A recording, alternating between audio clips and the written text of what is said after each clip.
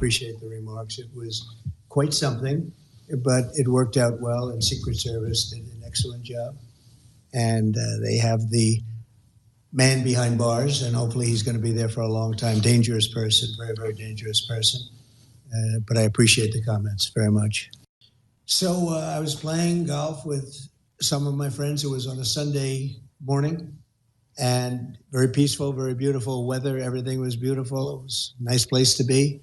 And all of a sudden we heard shots being fired in the air, and I guess probably 4 or 5.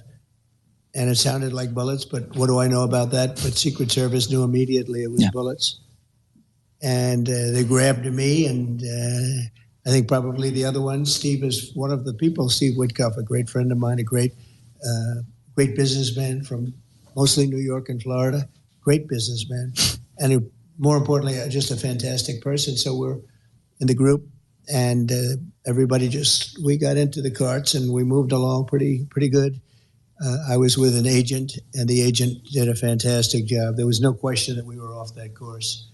I would have loved to have sank that last putt, but we decided, well, let's get out of here. And what the gunfire was actually, interestingly, was a Secret Service agent had seen a barrel of a AK-47, which is a very powerful rifle, and he started shooting at the barrel, started shooting in the bushes.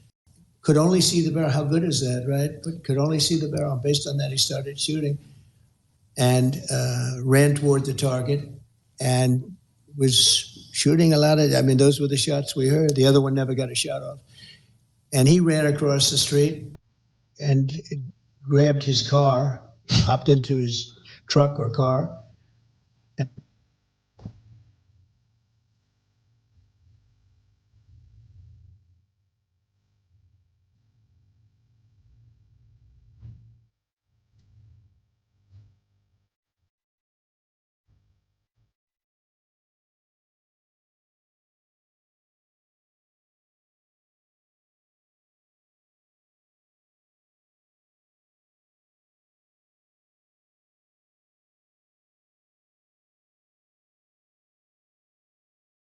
We do need more people on my detail because we have 50, 60,000 people showing up to events, and right. Other people don't have that.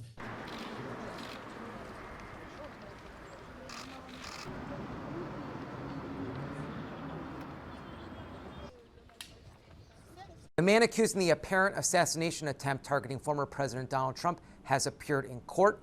Ryan Wesley Routh faces 2 federal charges. One of the charges accuses him of possessing a firearm as a convicted felon, which is against the law. The other charge accuses him of possessing a firearm with an obliterated serial number.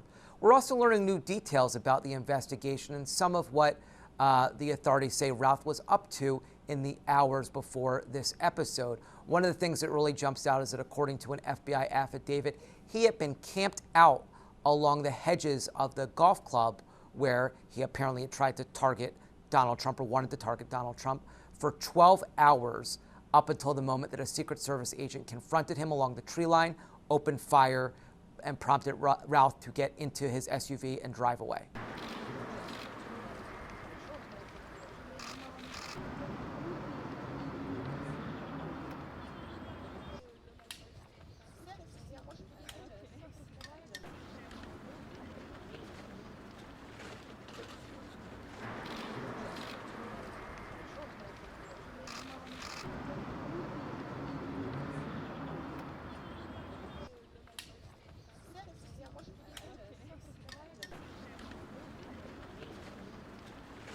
So authorities found a bunch of things that I think speak to the level of planning. They found an SKS-style assault rifle. They found a GoPro, and they found a bag of food, which again indicates that he had been there for a while. So we're still learning a lot of details, and I think there's still a lot to come. The criminal complaint that was filed against Routh was fairly bare bones, and it really just deals with the 2 alleged firearm violations. It doesn't charge him, for instance, with attempting to assassinate a former president. So we don't really know anything as we speak about the motive. But we do know that he's somebody who left a voluminous digital trail online. He had a lot of political viewpoints, said a lot of things online, was really animated and had intense anger about world issues, including Ukraine and China. And so we'll sort of have to see to what extent some of that factored into it.